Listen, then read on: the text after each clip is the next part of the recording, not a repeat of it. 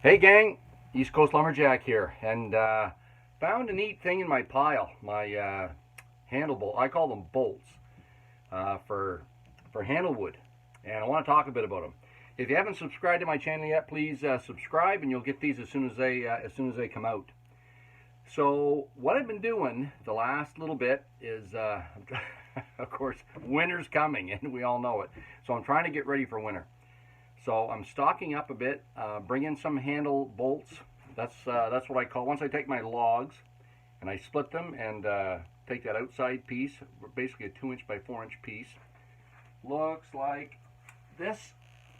I call this here a bolt. Okay, it's bark on the outside. That's your sapwood on the outside. That's usually where I make my handles out of. Okay, so you can see on this one here, there's my pattern I've drawn on it. So I'm going to make making 3 handles that are they're ash because they're nice and light. That is one of the great advantages of ash wood. It's nice and light. So for female competitors, it's to an advantage because it's not as heavy to swing, and of course it's just as durable as hickory. Not as tough, but you know, I've had hickory handles, or sorry, ash handles, in some of my axes for many years.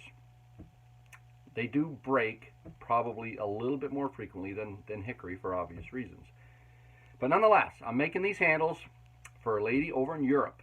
So my son, if I haven't already tooted my horn on that one, I'm living vicariously through my kids. But my son Benjamin is going to the Worlds. He's the Canadian national champion for steel timber sports. And he's going over there, and he'll take a few handles over for me for some people that want them. So that's great. So I'm making a few of those. So I've got 3 of those on the bench. But in the process of making these, I want to show you a few things. So this is a typical ash bolt. Okay, I'm not sure whether you guys have run across this before or not, but I want to show you because it's been a little problematic. So you see this one here is pretty straight down the end. I mean, there might be a little bit of sway in that, but of course I'll lay my pattern when I cut it out this way. I'll lay my pattern so of course it doesn't, we have no run out on this. So that's easy to handle. So, but you can see it's nice and straight here. When it's split out, it's nice and flat. You get it there, okay? So you can see it goes right down the growth ring. Pretty sweet piece of wood. Now, I bought some ash a few years ago, and I was wondering at the time how it would be. Of course, you buy wood. You know what do they say? You buy beef, you buy bone, you buy land, you buy stone. Well, you buy wood. You know, sometimes you get good wood, sometimes you get bad wood. So, and it all evens out. Okay, so it doesn't bother me a bit because sometimes I win. Sometimes I get a lot of pieces of wood out of some of my big blocks. Get a lot of bolts out of those, and that's good because that's a lot of handles. But sometimes not so much. Well. I've run into some pretty interesting bolts, and I don't know whether you have or not, whether anyone else has or not, but I want to show you what they look like, okay, so you know, because I worked one out the other day. I put on the bench, and I thought, oh, it might be tough wood because it's a little bit, you can tell it's a little gnarly, and I cut my handle out, and I started making the handle out of that, and again, it's tough wood. What I will say, it's tough wood. It's just hard to work, and what I mean is because you got these wobbles in the wood a lot, and how that grew, and I'm not sure why. I'm not sure whether it's wind motion or what it is when that wood grew, but it's over a number of years. I know the tree came from a little valley, like it was a stream that was flowing down a hill, and it came out of there. Now, again, I have no idea why it grew this way, but it did. And it's very interesting. A couple things that I found in wood over the years. I used to mill a lot for the students when I was coaching at the forestry college here in New Brunswick. And I ran across a log that had a lot of curl in it. So it's really pretty wood. And I have a few of those. I saved a few of those out. I'm going to make something. I might make a table or something out of them. But when I was milling out this popple, so it's in poplar, which is really peculiar. And then what it was, it's got nice flecking in it. So it's basically, I'd call it curly poplar, but it's beautiful. And eventually I will make a video and show you what that looks like because it's really neat. And it's the only time and again, I've dealt with poplar for almost 30 years, in competition. and then sawing and everything else, you know, 8x8s and stuff. And sometimes you can see it at a competition. If you look at the side of an 8x8 on poplar, sometimes you see that little flecking in it. And it's usually from compression tension, but I'm not sure why this one grew the whole way through the tree. But beautiful wood. So when I get into that, and I plan on planing that before long, I'll make a video and post it here. But now in this one here, this is ash, and I haven't seen this before, but I want to show you what the bolt looks like. So remember how that last one was nice and straight? Well, let me grab one out of the pile here.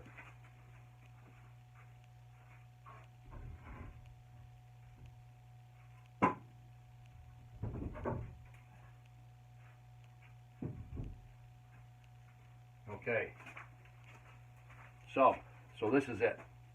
Now, when we look at this, and I hold it this way, you can see there's a lot of ripples in it. Okay, it's not really straight. If I can get it so the light doesn't, there, right there. Okay, so you can see it's split along the grain, but there's a lot of ripples along there. Okay, so it's ripply along there. And if we look at the end, can't see it too clear here, but let me cut a piece off of this. I'll show you.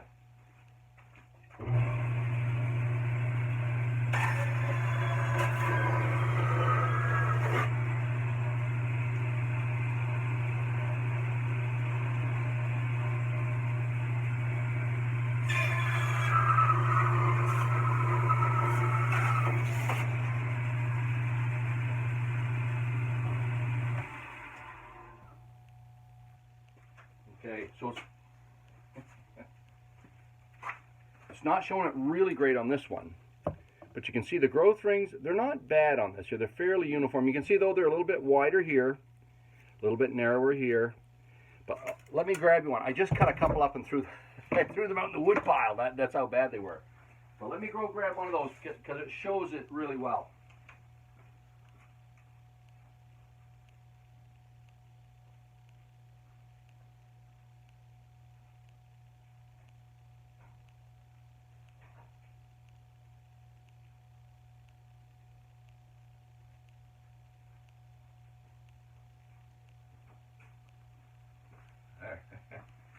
There we go.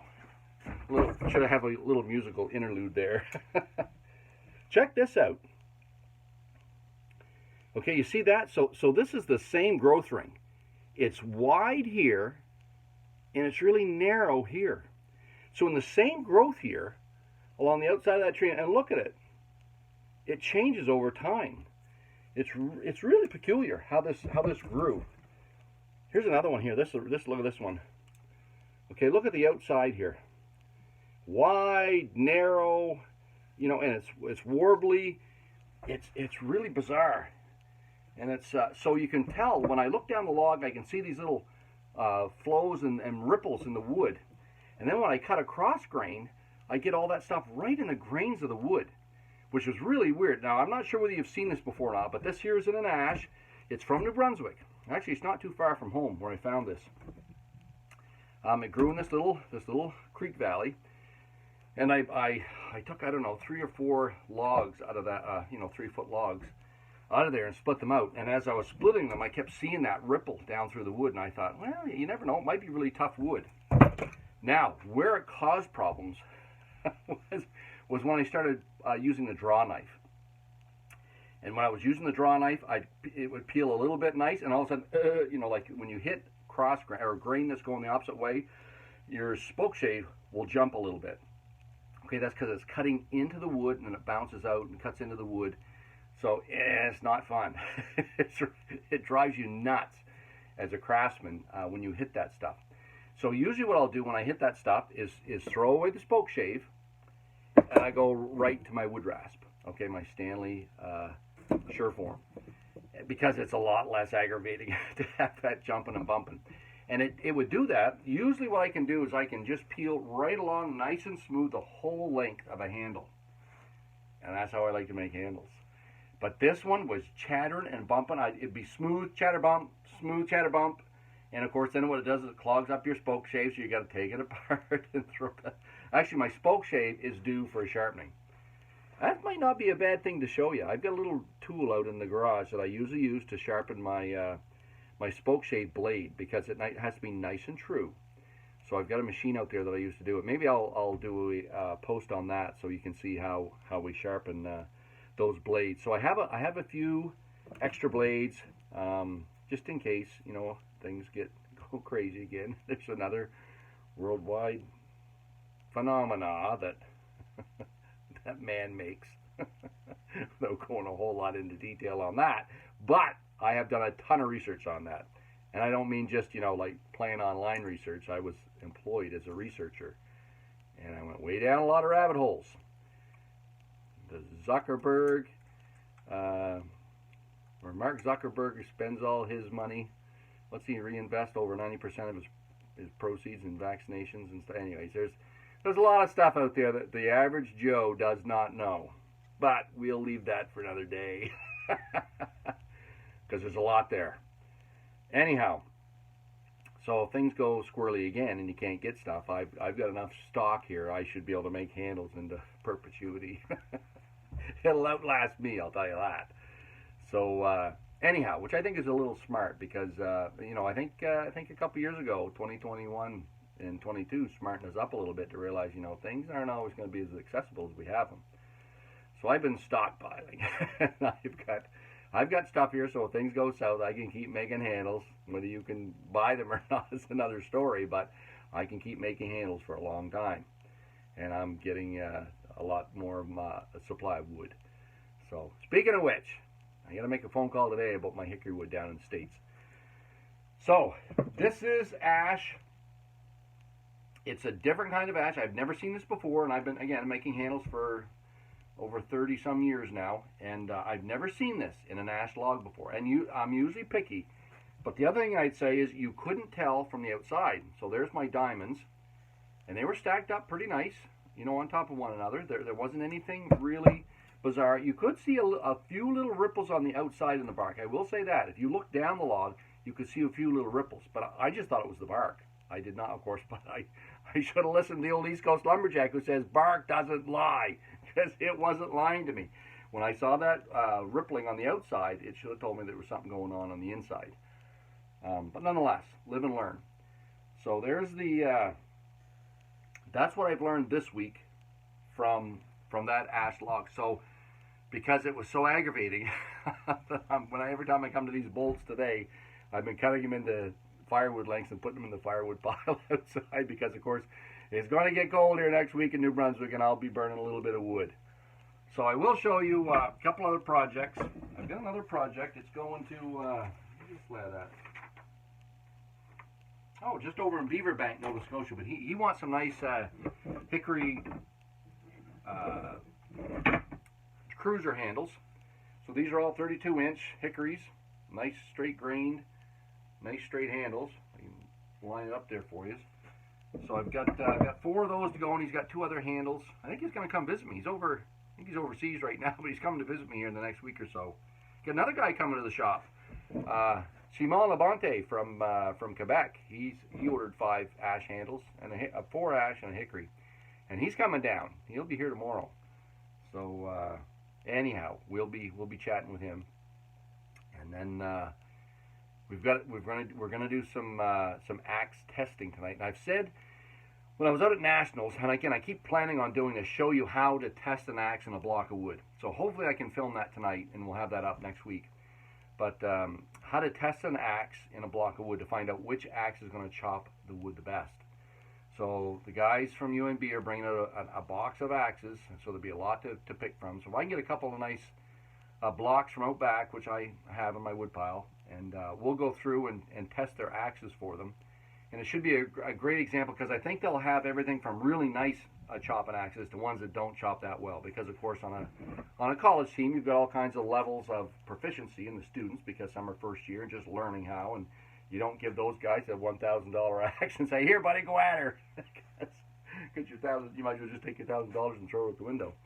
You know, I mean, again, sometimes they mess stuff up, sometimes you don't. That's how we all learn. I was a student once. That's how I learned to chop, and I sad to say I ruined a few axes. But anyhow, so if they come out and we can get things set up, usually what happens is all of a sudden we're at a competition and things get a little bit, you know, all of a sudden you're short on time and things are rushed, and so I haven't been able to film that. I've been mentioning that for a few weeks to show you how to test axes. But hopefully tonight I'm going to be able to do that, and have the UNB Woodsman's team here to do that with. So I want to show you how the oak handles are coming out. Okay, so here's an oak handle. This is for my buddy Jimmy in town here. Nice straight grain. You can see there's no run out. Actually, let's see, I have to hold it this way. Get that light off it. No run out on the side of that handle. So even though it's oak, which we know is a little bit brittle, its properties aren't bad, but it'll make a good handle in a pinch because it's also ring porous wood. And here's the other one. This is it's going to be like a chopping axe handle. He's an old woodsman from UMB from way back. So those are the oaks. And again, no run out at all along that one. Pretty sweet wood. So they're on the bench. They were pretty wet. He had them split out and drying inside. But when I did them in here, they were about 18% moisture content. So I want to show you that too. So this is a pretty simple little rig. Okay, moisture meter. And that's a pretty slick little rig. So you just take the cap off, you hit your on button. There we go. And then you just put your two little probes into the wood. Like that. Whoop, come here. Like this. Okay, and it'll tell you right there, what's it say? 12%. So this block of wood, 12%, and that's usually, when I'm working my wood, is between 10 and 12%. Sometimes it gets up a little bit, 14, 16, but if you can listen in the background, that little hum's my dehumidifier. So I have it on year-round, except in the wintertime when it gets really cold, sometimes it bucks and kicks a little bit. But this moisture meter is really great. Let me check, actually, while we're right here, let's check the oak and see how, see what it's at. Okay, it's down to 11%. Okay, so that's good. 11% is a heck of a lot better than 18. 11 on the end as well. Check my bigger one here. Ooh, 9%. Okay, 11%. So that's a neat little rig. I think it cost me like 15 bucks. But it's a moisture meter. It's a slick little rig. Two little probes on it, and it'll tell you where your moisture content's at. And it's really handy for working wood. Now, again, what I would say is ash works nice at any moisture. But hickory, you better be below 14% when you're working hickory, or you're gonna pull your hair out if you have any left. Because hickory, if it's above 14%, it works hard. Okay, it doesn't. Ash is fine. And actually, the guy that showed me how to make handles, Bob Hetherington, he used to soak his ash. He liked to make his handles when it was wet because, of course, it worked really easy when it was wet. And he had a little tray that he'd set his bolt in, and he'd let it, get wet, and then before he started working it. Now, the funny thing is, he showed me how to make handles, and that's how we did it. But I like working wood dry. And I find with the tools I use and how I make handles, it works a lot better for me. So I like working dry handles. I don't like them wet. And when they're wet, I run into a lot of problems. So anyhow, I'd like to give a shout out to my buddy, okay, Adam's Yard Work. He's here in Keswick Ridge. He runs a great little business. Really nice guy, honest as the day is long. Really like Adam. Congratulations to him. He just had a new baby, Henry David. So it's a long story behind that. But anyways, and maybe I'll get into that in one of my next videos. But Henry David, and now of course my young fella has a little fellow named Leo. So, and the funny thing is, their great grandfathers, that was their names, and they lived side by side in Mayfield. Guess I'm telling it to you now. But my grandfather's name was Leo Cumberland. And of course, my son's son is named Leo, and of course, that's my grandfather. My dad's name's Dale. Adam's grandfather is Dave, and Dave just lives up the road here in Keswick Ridge. And Dave, now he has a great grandson that's named Henry, which is his dad's name. So my dad and Dale and Dave, are best buddies. Okay, they're in their 80s now. And they're best buddies. They talk on the phone all the time. Well, now they've got great-grandsons that are named both their father's names, Leo on one side and Henry on the other, which is really hilarious. And they're about a year apart. So as those young fellas get older, They were quite interesting lads, Henry and Leo. I could tell you a lot of stories, but for another time. So anyways, that's what's happening here at the East Coast Lumberjack shop this week. A little bit on wavy ashwood. So if you've seen that before, let me know, and let me know where your wood grew. Okay, where was the tree growing when you saw this? And maybe if it's even in a different species. Maybe if you've seen this in hickory or you've seen this in something else, let me know, because I'm really curious what would cause that. Okay, within growth ring variation, very peculiar. So anyways, maybe it's genetic. I have no idea. But if you know, put a comment down below and let me know what you've seen. Always good. It's neat to read the comments down below. So you guys that are providing them, that's great, because the whole idea of this channel is to get knowledge out to the average guy. So hopefully someday when I'm long gone, there's enough information here that somebody, if they want to get into axe handle making, can actually go back and look at the YouTube channel and the posts I've had here, the videos I've done, and you'll be able to make a decent handle. So that's the goal. East Coast Lumberjack signing off.